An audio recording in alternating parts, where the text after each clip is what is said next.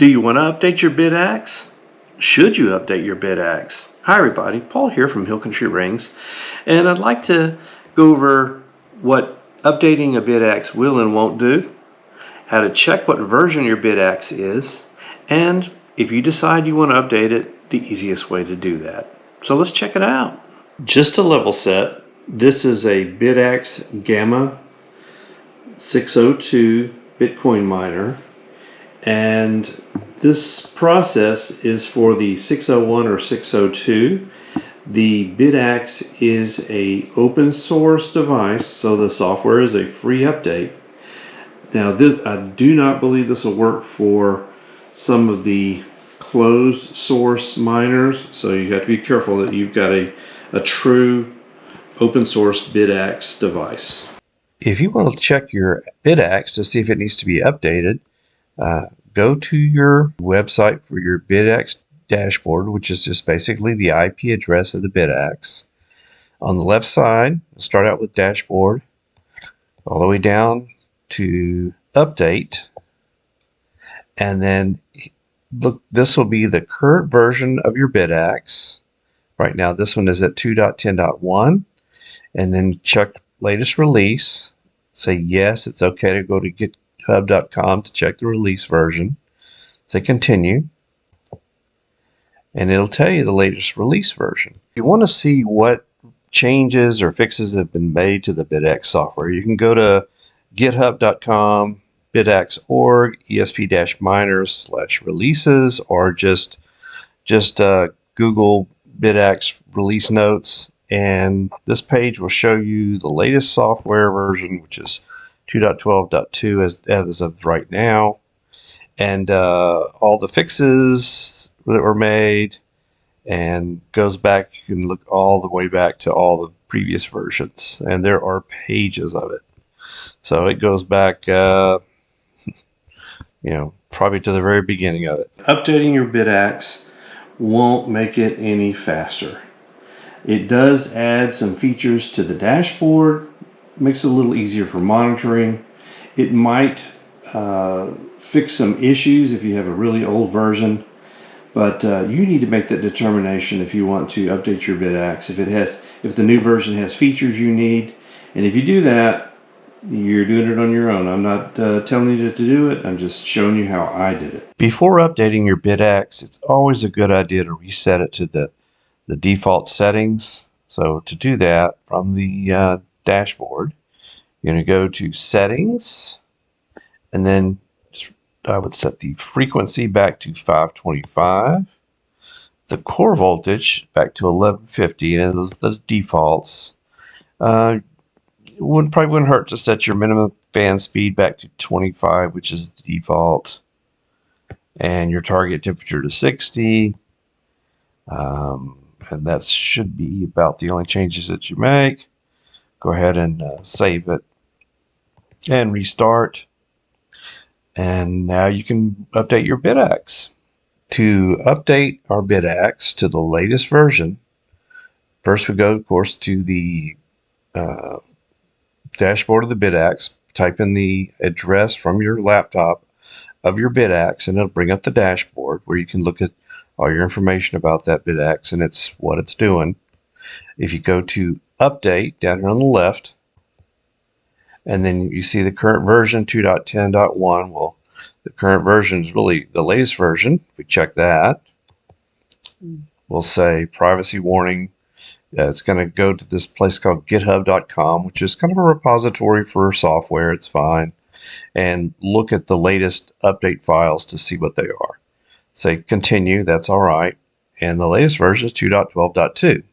So we need to download two different files. We need to load the bin, www.bin, which is the program that actually generates this dashboard on your BitAxe.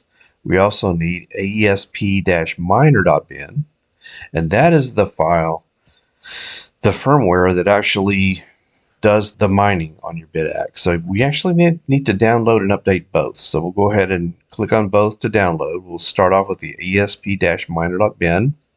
Click on it, and it says it's blocked, but we say, okay, we want to let that come down.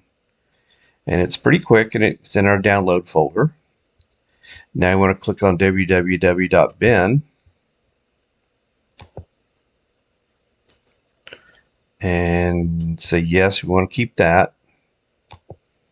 Okay, so it's downloaded them both. And now we go check them, and we go to our download folder, and there they are. And if you downloaded these before, they'll come down and they'll actually put a version number on them. There'll be like a number in parentheses. You want to get rid of that. These files have to be these exact names. It's to be esp-miner.bin and www.bin. And they can be in your download folder as long as they're somewhere you can get to them. And they are these exact names. So you'll make sure that they're there in those exact names. All right, now we go back to that update page. And we go to the Axe OS. We're going to update it. You hit Browse. We find that www.bin. Click on it and hit Open. And it will update it. Got a little image of a BitAxe, and you can see the percentage. And it's pushing the file from our laptop to our BitAxe over the wireless. It says it's updated, and then it'll blink. And now we're on the new dashboard.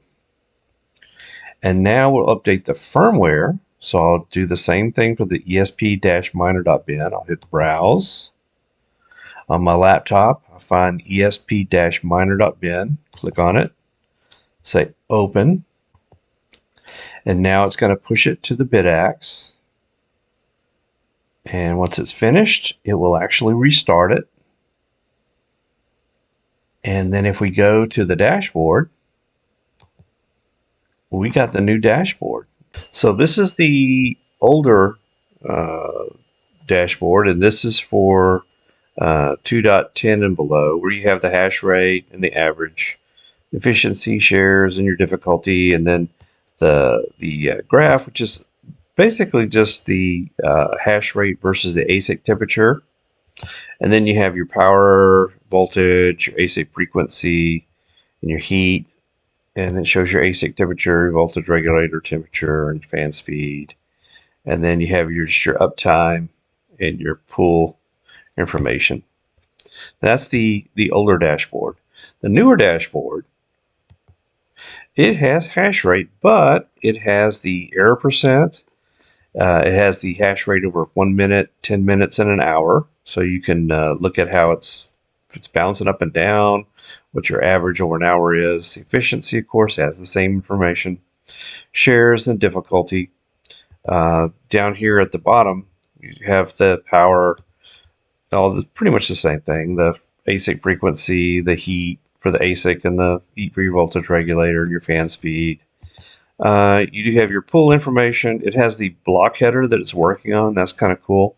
And then these hash rate into registers and domains. And think of this kind of like the 4 cores of your processor and what they're actually doing and what the hash rate each one of them is doing. So if they're balanced, that's pretty good. If it's all 4 are pretty much in balance, then your ASIC's running pretty good. At least that's the theory. And but if I've seen people that have one that's basically dead, and if you have that, you've got kind of a problem. So that's some good information. Now the graph, this is kind of cool. Of course, you have hash rate versus ASIC temperature, which is the default.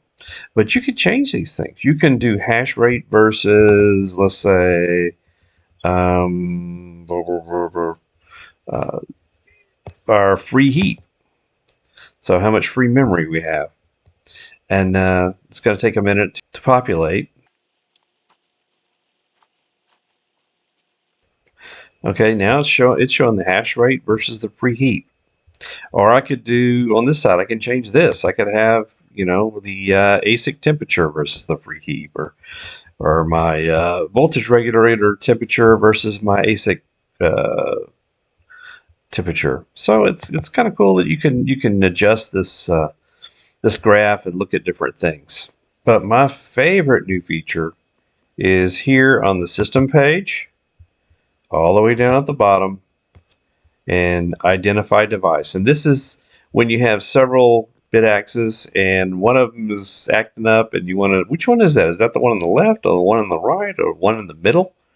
You hit identify device, and for 30 seconds, this BitAxe that I've got up here on my dashboard is going to show high on the screen. So it's very easily to identify, oh, this is this BitAxe. It's just a cool feature. And you can also activate that identify feature from the swarm screen.